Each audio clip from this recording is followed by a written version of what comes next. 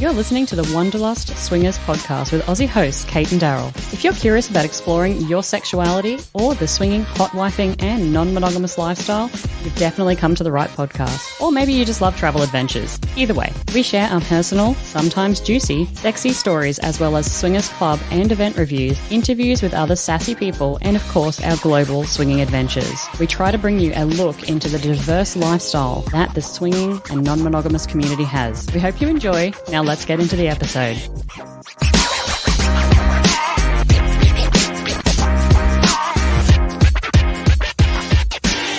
G'day guys and welcome to episode 155 of the Wanderlust Swingers podcast. This is Cate and yes, I am performing solo today. And yes, I did actually masturbate before recording the episode for good measure because, you know, I am nothing but authentic and scientific. Today I'm going to be talking about our visit to Fata Morgana, a super sexy club here in the Netherlands. And I'm also going to share a cautionary tale about saying stupid stuff and ruining the mood. Yes, that was me, so listen to the end because I'm going to talk a little bit about what I did and how it ruined our night. Before we get into the episode, as always, here is my cultural tidbit, and it is actually an update on my last cultural tidbit. I spoke about prostitution in the Netherlands, and I was talking about the famous doors, the famous windows of Amsterdam, and seeing the sex workers in those windows and how much they pay. I said that it was 165 odd per shift, I assumed. Daryl said maybe it was per hour. We weren't too sure. I am all about making sure I get the data, so I did the groundwork for you. We went on a trip to Amsterdam, took the train up there, and we went to the red light district and we went into the Museum of Prostitution. It's called Red Light Secrets. It's actually great. We recently took the Not Your Average Mr. and Mrs. there because they came and visited us recently in Amsterdam. We took them there as well, and I would like to say a correction. It is actually €150 per shift. Or if you do the day shift, it's 110. So there you go. That's my cultural tidbit, updating you guys if you are interested in finding out how much the sex workers pay for their window area. That's how much it is. Or if you guys are actually traveling to Amsterdam and want something interesting to do, definitely go to the Red Light District, definitely go to the Museum of Prostitution. I found it really intriguing, and I know that Mr. and Mrs. Not Your Averages also found it pretty cool when they were here as well. Now let me tell you what's news with us. There's been a lot happening. We haven't actually produced a podcast in quite some time. And what has happened? My God. First of all, it's actually a really positive thing and something that I actually would like you guys to try and do, and that is hire a hotel in your local city for content creation, photos, sexy time. It is actually a really good investment and multi-purpose, and here's why. We recently hired a hotel. It's literally 5 minutes up the road from us, and we spent the day in the hotel. We spent the night in the hotel. And we took sexy photos, we had a bubble bath, we made a little sexy video, we updated our dating profile with those photos, and we got away. We got out of the house and kind of had some of our own sexy time. Again, even though it's 5 minutes up the road, it just gets you out of your house and into that sort of sexy hotel mode.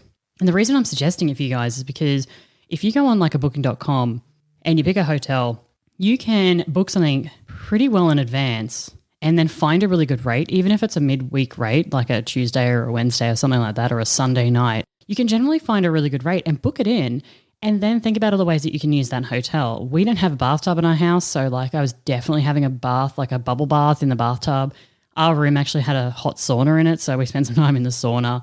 We took some sexy photos, we had sex, we just really enjoyed our time in the hotel. And so from those photos, we're then able to update our dating profiles with them. If you're an adult content creator, you can use those photos and videos and stuff for your adult content. You can also, as a couple, enjoy your time away from your house, have some sexy time. I cannot tell you guys how much I highly recommend this. If you have the means to do it, jump on, and even if it's a month in advance, book yourself a hotel room just to try it out and have some of you time. And then when you stay overnight too, totally next day, you can get up and have breakfast, whatever. So we did that recently. I had 3, not 1, not 2, but 3 single guys ghost on me this month, just in September alone. I don't know what is going on with my run of single guys right now or lately, but it has been insane. I've had 3 single guys, 2 actually proper ghosted me and 1 stood me up. And when I say stood me up, I mean I was actually at the date, showered, shaved my big toe. I was at the date and, he was nowhere to be found and then ghosted me. So I don't know what it is going on lately with my run of single men. It's not great. I don't understand how hard it is to get a cock If you can explain that to me, 1-300 Cox or us. I don't know. Give me a call. Let me know what's going on. We also met another amazing couple here in Utrecht in the Netherlands who also told us that we don't know what the fuck we're talking about when it came to our Fun for Two review and tour that we recently spoke about on the podcast. They basically drew us our own personal mud map. They had us around for dinner. They're absolutely fantastic. We look forward to seeing them again. They love travel. They're definitely people that we're really interested in spending more time with. But the conversation started with them telling us how stupid we are because we missed whole multiple sections of the club that we reviewed, Fun for Two, near Rotterdam here in the Netherlands. And so they were like, what are you talking about? And we just missed whole sections. Apparently, we missed the entire hot tub jacuzzi section. I don't know how it's possible to miss that much in a club, but we're going to go back and we're going to redo our review because clearly I need to get some new prescriptions. I don't know. But they're great and we're definitely going to head back there.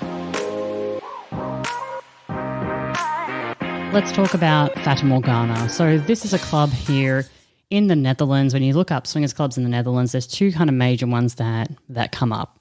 And this is for Fata Morgana. So this is about 20 minutes outside of Amsterdam. There's not a lot of hotel options nearby, which is a little bit of a downer for this club, actually. But what I will say is that so far, this club is probably the sexiest and most well laid out club that we have ever been to around the world. And that is saying something. Recently, we did the review of Le Boudoir in London City. And we said on there, absolutely, it's in our top 3 around the world. I have to say that Fata Morgana is definitely at the moment for us, for the clubs that we have visited around the world, the sexiest and best laid out club. Like I said, it's 20 minutes out of the city from Amsterdam. Not a lot of hotel options nearby, so you're going to have to pay for the taxi to and from there. Fun fact, we don't actually have Ubers and shit here in the Netherlands. There's one in the whole of the city that we live in, and he's never available, so huzzah. So we had to actually hire a car and drive there, but what I will say is that there is a long driveway, lots of parking, and lots of privacy as well. So it's kind of a little bit out, but definitely worth it. And worth a visit. If you guys are traveling to the Netherlands, I would definitely recommend you visit Fata Morgana. But let me talk about the club a little bit. So booking your ticket and checking in is so easy. It is super, super, super easy. It's €150 per couple, which at the moment is about 1-for-1 for the United States dollars, so call it $150 for a couple. Now that is a lot of money. When people hear that, especially from other countries, Australia was actually always expensive. It's about $200. So for us, we're used to paying this kind of money. But I know for some people in regional UK, outside of London City, or people in the United States, they're used to paying anywhere between $50 to $80. What? So the idea of $150 for a couple, I understand, is pretty out there. But remembering that this includes all of your food and all of the drinks. So that is a big difference for a lot of clubs here in Europe versus other parts of the world, that generally your ticket includes food and beverages on site, unlimited. So that's always something to take into consideration when you are online and you're from another country and you're looking at the prices and you're like, what the fuck? What? That's something to definitely take into consideration, is that, hey, there is something else underneath that. And I know if you're out there and you're saying, yes, but we go to our club and it's BYO, I get it. Here it's not. It's a licensed venue, so they have to provide the drinks for you. I bet you're all wondering about the locker area. Just say it with me. Locker area. Yes, that's right. I've recently been known for my locker porn. And you know what? I'm not ashamed of it. I don't care if you're sitting out there and you're judging me for my locker porn. I happen to think it is a very awesome part of a club. And it kind of gives me an understanding of what the club's going to be like, to be fair.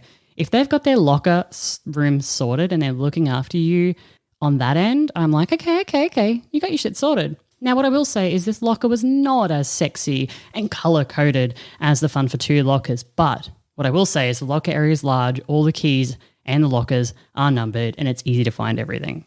So maybe if I'm browsing those locker porn channels, it's up there. It's a number 2. It's number 2 for me in terms of the locker porn that I'm going to look at. All right, so we head in, and interestingly for us, we decided to get some food. Now, this is something I've been talking a little bit about lately, because if you'd have gone back Cate circa 2020 and you tell me you were eating in a club, I'd be gross. I would honestly be judging you a little bit, because I'm why the fuck are you eating in a club? That to me is not two things, a lifestyle club and food. I had some when we were in Trapeze in Fort Lauderdale for the first time. That was the first time I ate in a club, and I was like, this is a bit weird. But here it's super common. Because it's just because we're embracing the culture. That's what we're doing. We're embracing the culture. We want to give you guys a good review. But actually we were just hungry and we hadn't eaten. So I was like, boom. So we go in and the restaurant area is at kind of the back of the first section of the club and it's packed. There's nowhere to sit. There was one couple that was sitting on a kind of table of 4 area. 2 seats were free. And I'm walking around trying to find somewhere and they offered for me to sit next to them. Interestingly, this was their first time at a club together, but not her first time on her own. So that was really interesting, kind of seeing that dynamic. We spoke to them for a little while. I think they lived about an hour to an hour and a half drive away near the border. So are they near the border of Belgium? Maybe. Or the other way. Not sure.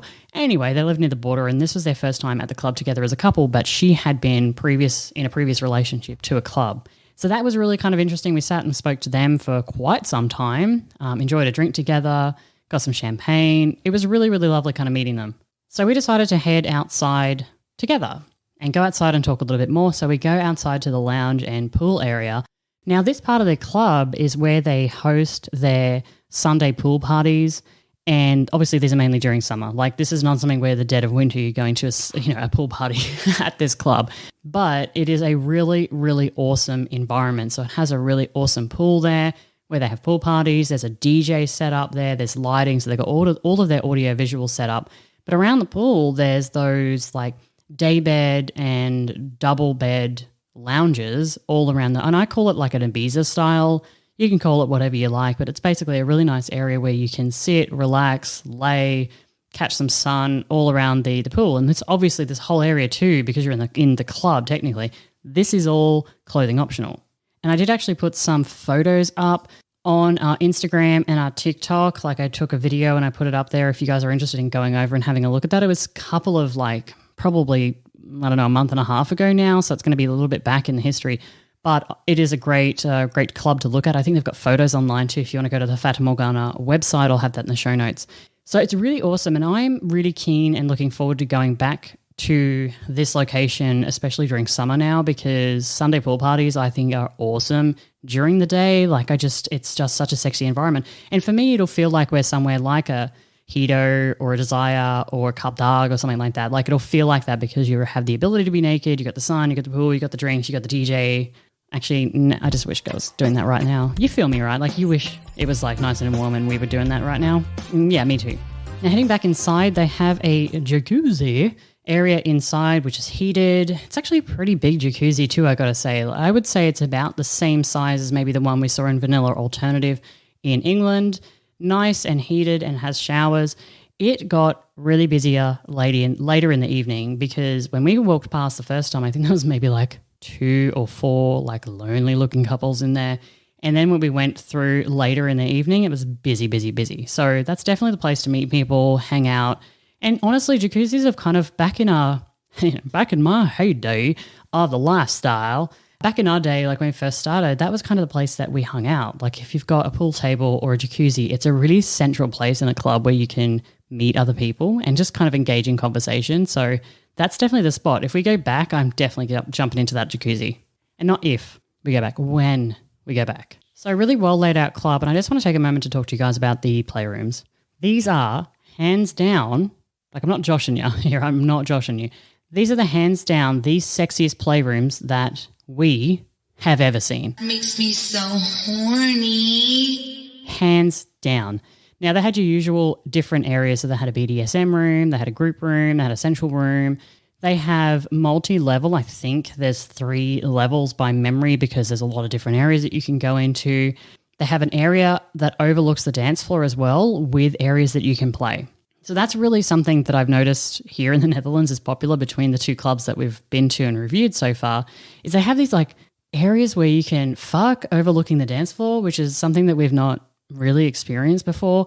Like the club, Colette in Dallas, has the balcony overlooking the dance floor, but that's just for people to sit and drink. It's not an actual play area, whereas this is actually part of the playroom. So that is really intriguing to me, something different, I guess, if you wanted to feel like and play out. If you've got like an exhibitionist fetish or fantasy that you're wanting to play out, this would be a great way to do that. Like pretend that you're in a normal vanilla nightclub and you're fucking your partner, don't tell anyone, like fucking over the balcony of a normal vanilla club. Like if that was your fantasy to play out that exhibition side, definitely, these are the parts for it.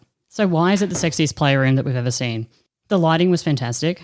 For starters, that's really, really important. It was really, really well furnished. And the scents and everything that they were pumping through there was well thought out. So obviously, maybe not obviously, but they had the usual really great towel supply. They had all of that there. Like that's something that is just in existence there because it is a little bit of a higher class facility. But they'd really spent the time organising the decor in each of these areas and each of these rooms. Within the BDSM room, they have the equipment there, that's fine, but then the area surrounding it, the decor that they've chosen, really fits into that room. It's not just a standard room with white or black walls that happens to have BDSM equipment in it. Same with the group room. It's not just a room that happens to have a lot of beds in there. They've really gone to the trouble of actually arranging all of the decor in the club to be really lush, really sensual, and just fit the theme of the room and fit the theme of the club. Clearly, they've spent some time organising this, and that is why it is the sexiest playrooms that we've ever seen. These playrooms make you want to fuck. I can't express it, but the moment that Daryl and I started going on a tour around these rooms, we were actually turned on instantly just by the rooms and by the atmosphere. Now, that is abnormal, I would say. Don't get me wrong, playrooms are sexy when they're filled with the bodies and the heat and the moans and the sounds, but that happens later. Like, it's pretty rare that you would walk in and go, this is a place I legitimately want to fuck. I want to fuck in here. It looks amazing. I feel sexy. The environment's sexy. And that's why I say these are the sexiest playrooms we've ever seen. Most playrooms are an amenity. They're there. They serve a purpose. They're great. Again, don't get me wrong, but they themselves don't tend to produce that atmosphere where you can actually start to feel like you're getting hard or getting wet. And that's what these playrooms did. And I really hope we can do a tour at this place. I'm telling you, I have been harassing the owners. They're unresponsive to my Instagram. They're not answering text messages. I've sent them a WhatsApp. I am about to basically hire a car and go back and like knock on their front door and be like, oi, can you please let me in here for a YouTube? Because I want to show people what it looks like. Right, I've got a couple more things that I want to share with you guys before I get into my cautionary tale. So the bar area and the dancing area is surrounded by high tables, but they also have some lounge type areas. That's pretty cool. That's pretty standard. I liked the way it was set up. It's really nothing too flash fancy, nothing to really write home about. They had a variety of different areas that you could sit, hang, dance, etc. Pretty standard for most clubs. What I will say that stands out with this particular club though is that they have options for talking areas. So they have 3 massive areas off the sides of the dance floor that you can go and sit, mingle, chat in, drink in, get sexy, feel each other up in. 3 different massive areas. Again, unheard of. The layout of this place is absolutely fantastic.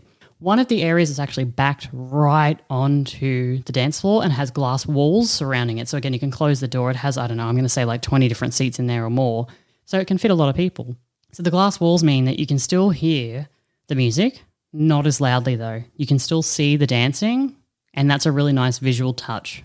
The other 2 areas are kind of off to the side, off to the back area, really big areas. Again, you can kind of still hear the music. So you've got that ambience coming through, but it's not so loud that you actually can't have a conversation with a couple and then maybe get flirty. What I will say is that the back room was playing really bad 70s porn. Really bad 70s porn. Daryl and I went and sat back there for a little while and I was like, what the fuck is actually on the TV? And this kind of goes back to, I don't know why people play porn in clubs unless it's in the cinema room. OSS, or Our Secret Spot in Sydney, did a great job with this. They actually don't play porn on the TV. They have photos, a rolling album of photos, and the photos are like sensual, classy, sexy photos rather than actual porn. And I think that for me, that atmosphere is like significantly better than 70s porn playing on the TV. So yeah, and I've seen this in other clubs in the US, like Colette, I know, Trapeze, I know, they all play like this really old porn and it's like super out there. You're wandering around the club and, neck minute, you're staring at a big veiny cock entering an asshole, which is, not necessarily the environment that I'm going for when I'm thinking sensual. For that, I just walk into the locker room. Ha, ho-hum. Now, similar to a lot of clubs in Europe, they do have a mandatory dress down time. So it's about 11 o'clock where they say, hey, you lot, go back to the locker room so you can check out the locker room. And while you're in there, change into some lingerie. Now, it's interesting to me that the last time this happened to us, we really felt like it was forced fun. This time, I don't know whether it was just our mindset at the time, but we were fine with it. So that's really interesting to us to kind of experience that. Daryl himself said that last time he felt like it was forced fun. This time he was like, okay, cool, like I'll go and change. So I dressed down into my orange honey bidet set. Daryl dressed down into his trunks and like this mesh shirt. Actually, I bought him a new mesh shirt as well while we're in a sex store in Amsterdam, which was awesome. So if you're interested, head over to Patreon, links in the show notes, and you can see me in that honey bidet set. Actually, I put some photos up of what it looks like so you guys can see. Shameless promotion. So that was at 11 o'clock and everybody dresses down. What I will say is that, first of all, I noticed a dude on the dance floor who was wearing trunks, suspenders and a bow tie. And I thought, well played, sir, because he stands out. So that's something that's really interesting to me is once you see that dress down, because normally when you're dressed, you can stand out with the clothing that you're wearing, right? Like you can dress so people will want to come and chat with you. You can dress to make a statement. You can dress very well. You can dress all these different ways. It's even with theme nights, you can dress the same, really creative with your theme nights or interactive, etc. Because that helps people to come over and talk to you. It also makes you stand out in a crowd. When you dress down as a lingerie, it's very hard to stand out in a crowd unless you've got like an amazing body. Obviously, you're going to stand out then. But this guy in his trunks, suspenders and a bow tie, I was like, well played, sir. Good to stand out. What I will also say is, holy shit, the amount of eye candy that was to be had in this club. So many sexy women walking around in their lingerie. It was astounding. Daryl and I sat back for a little bit having a drink and we were both like, yeah, this is probably the most eye candy that we've seen at a club anywhere in the world. Really sexy people, really sexy bodies, really nice lingerie, really well put together. So that was at 11 o'clock at night. And that's really about the entirety of the club. So it has the restaurant area, the bar area, the back area with the pool, the Ibiza style kind of pool area, the 3 different seating areas, obviously the dance floor. It has 3 different levels of playrooms there, the locker room, the front section. The place is pretty big in terms of its footprint, but it is really, really well laid out from my perspective. I think it flows really well. It looks like a great club. It was not as busy as it could have been on the night. That I'd love to see it a little bit more busy than it is, just because it is such a big club. But it is absolutely fantastic. Actually, and speaking of that, what kind of people went there? So that was something that we were recently asked to include in some of our reviews, is like the average age of people going. I would say for this club, the average age was maybe 40. So I would say anywhere between 35 to 45 was the average age of people there. And then filling out the other sides, less younger people. So maybe then you've got the bulk of people in the middle on the bell curve. I'd say less younger people and then slightly more older people than super young people. But the bulk of people in that bell curve were kind of the 35 to 45-year-old age bracket. And I don't know whether that changes with the day of the club, the theme, or what, but that's what we experienced when we went there on a Saturday night, a random Saturday night that had no theme.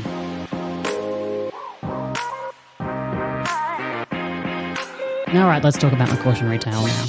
I happened to ruin our night, and here is where I'm going to tell you how I did that. So we were dancing on the dance floor. We were near this couple that we had been talking to earlier in the night, the ones that we met in the restaurant, and then we'd spend some time out by the pool with the new couple, basically. This is their first time at a club. And it was past 11 because we were in our lingerie and dancing around. And Daryl went back to the bar, get us some drinks. He came back from the bar, and I misinterpreted the fact that Daryl really wanted to play with this other couple. That was my bad, so I misinterpreted that. And so when he came back, he started dancing with me. And it felt like he was not really dancing with me, but rather putting on a show for the other couple. And I was really keen to have a bit of a dance with him. I also had no problems playing with this couple. I thought they were lovely. But I did want to have a little bit of dance with Daryl first, because we were just I was in that really like playful mood.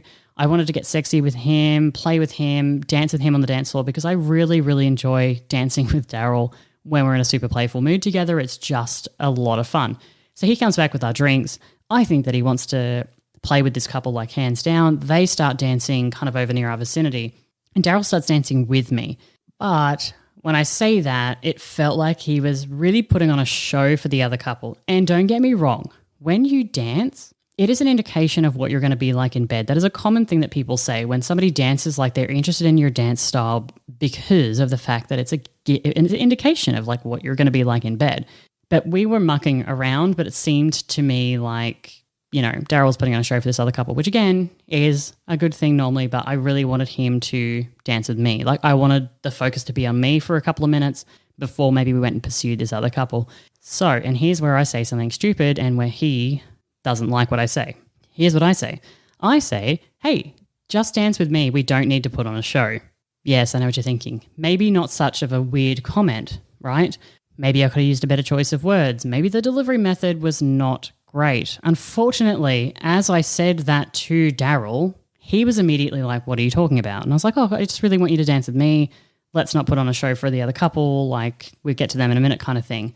But the delivery of that, not fucking great. So my cautionary tale was that we ended up leaving without playing, which sucked. We didn't even play together. And honestly, I kind of felt like it was a bit of a wasted evening at that point. I'm happy to have an event at a club, go to a club, not necessarily play. Like that's not on my must-do things. But what I will say is that it felt like a wasted evening because I was amped up. Like I really wanted to be there. I loved the sexy playrooms. I was wet from looking at the lockers. No, just joking. And I said this thing just kind of off the cuff. It just wasn't delivered really well. I didn't necessarily mean the way it came across. And as a result of that, I pissed him off. So basically he was like, I'm not doing that. I'm here to be with you.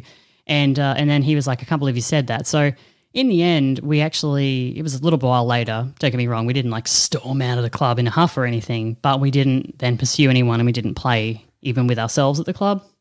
And so that was a bit of a letdown, honestly. And so my cautionary tale or my / lessons learned, and I hate to sound cliche here, but it's coming back to that communication piece. Like, don't misinterpret, don't misunderstand. I thought he wanted to play with that couple. Turns out he wasn't fussed on it because they were first timers.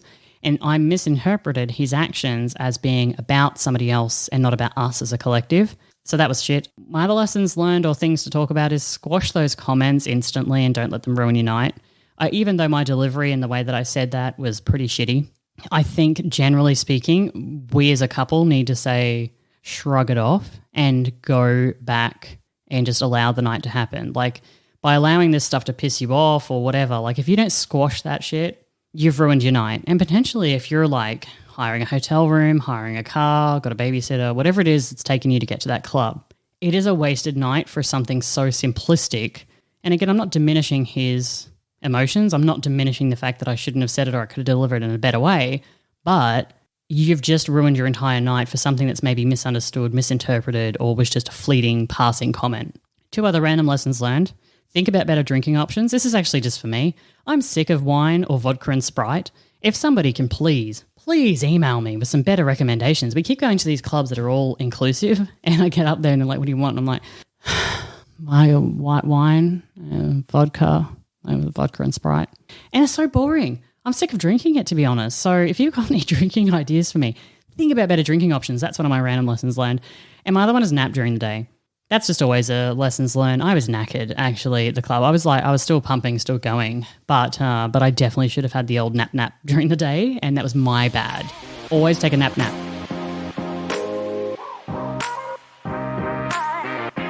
Yay! Okay, here's our reviews and what's coming up for us next. Want to give a shout out to Hubman38, left us a review on Apple Podcasts back in mid-August, so thanks for that. They got us hooked. This is probably the first lifestyle podcast we discovered. We'd already been in lifestyle for over 10 years ourselves. Now, that is really interesting to me, like when people have been in lifestyle and then start listening to podcasts, as opposed to thinking about the lifestyle, listening to podcasts or consuming blogs or books or whatever that looks like, and then getting into the lifestyle. Because it kind of feels to me like they should just have their own podcast and be leading that would probably do it better. So let me see. We've already been in the lifestyle for over 10 years ourselves, and it's still a favorite. We've since had the pleasure of meeting, me, when they attended 2 Podcastapalooza events. Thanks, guys, for coming to that. One of our favourite people in lifestyle. You guys are fucking awesome. I feel awkward reading that because it is about me, but I do want to say thank you very much for leaving us that review. Although reviews don't have any impact on the analytics, it's just really, really nice to receive a nice review. So if you're listening to this, not necessarily about us, but go and maybe give another podcaster a hug today, go and leave them a review. It's a really nice thing, and it'll make them feel like super special. Coming up next, right, so I would like to do a series of interviews for Swinging Around the World. I really want to interview people from different countries because I want to talk about the cultural differences of those countries. if you are in a country outside of the United States of America or England, can you give me an email if you are interested in being on the podcast? Because I really want to interview you. We can keep it so I'm not sharing your name, but I would love to hear about the cultural differences of how you swing in your country. I've already reached out to another number of clubs in South Africa to find out if I can get some interviews there, and I'm really hoping that we can get some different angles. But if you're out there and you want to be interviewed by us, please send us an email at wanderlustswingers.com, or you can go onto our website and you'll find the Contact Us button there. Other episodes coming up. We just returned from our UK trip, so we went over there to host a night at the Glitz with co-host Bedhoppers Podcast. So we're going to talk a little bit about our trip to the UK and Hedo tour, baby. In 2 days, we are heading over to Jamaica and we're going to Hedonism Resort. So this is the first time we've actually been to Hedo. We've been to Desire 3 times. We've been to Cup Dog before. We've never been to Hedo. So we're going to go there. We are hanging out with some friends, low-key trip. I don't even fucking have costumes for any of the theme nights. Like, this is how low-key. I have just phoned this trip, I tell you what. But we're heading to Hedo. I'm really excited to chill, reset, experience this. We're going to be there from the 1st to the 8th of October, and I'm going to be doing daily updates for our patrons. So if you're on Patreon, look out for those daily updates. I really want to give them like just a really raw first impression update of what's happening every day at Hedo, so I can kind of share that with you. But I will be doing an entire podcast about our experiences at Hedo. It'll probably be a review podcast, and then if we have like sexy time or things happen that I think are relevant, we will also do an episode about that. And I also joined one of the Hedo forums recently, so there's that. And then we're heading over to Canada directly after that. So we're traveling for the next 2 weeks, basically. We're going to Hedo for a week, then we're going to Canada for a week. We're going to be trying out the Oasis Aqua Lounge in Toronto, so I'm really excited as well to hang out there. We're going to go down to Niagara Falls, we're going to go to Ottawa, we're going to go to Montreal, and we're going to do all of that in 1 week, so that's going to be interesting. So that's what's coming up for us, guys. Again, if you are located in a country outside of the United States of America or outside of England, I would love to hear from you and interview you for our Swinging Around the World interviews. But until next time, guys, thank you so much for listening to my Fata Morgana review, my cautionary tale. It's been great to hang out with you on the solo episode. Masturbation, whatever the day it is, because I can't remember. Masturbation Hump Day, Masturbation Wednesday. And we'll catch you on the next one. Thanks, guys.